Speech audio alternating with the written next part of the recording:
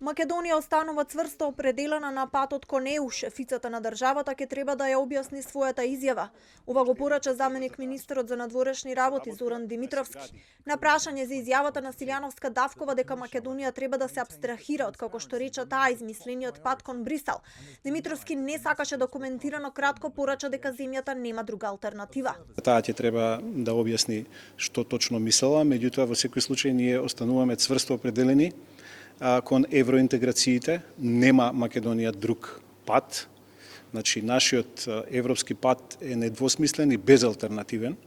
Тоа можам да го соопштам во име и на Министерството за надворешни работи, меѓутоа претпоставувам, односно сигурен сум и на владата. Димитровски изјави дека следува интензивен период на завршување на акцијскиот план за малцинства, но не откри кој од бугарските барања ќе влезат во него. Ги правиме напорите на вистина да ги во акцијскиот план да бидат внесени сите забелешки кои што се рационални и кои што можат да придонесат за унапредување на правата на малцинствата во Македонија. А шефицата на државата во интервју за МКД во контекст на политизација на прашањето за евроинтеграциите на регионот порача дека Македонија треба да се апстрахира од статусот членство.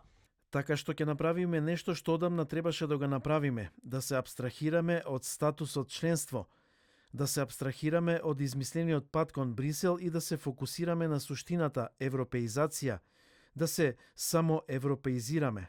Лидерот на опозицијската СДСМ Филипче денеска повторно обвини дека власта нема намера да ја внесе земјата во Европската унија и дека ја води државата во изолација.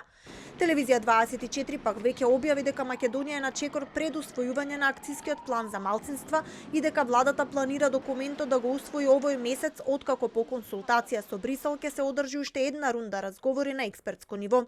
Според нашите извори, најголемиот проблем е тоа што Бугарија бара нејзиното малцинство да биде посебно третирано во документот наспроти препораките на експертите од Советна Европа. Акцијскиот план е еден од условите кои покрај уставните измени Македонија мора да ги спроведе за да ги стартува преговорите со ЕУ. Документот треба да биде усвоен на ниво на Европската унија, а Бугарија може да го блокира.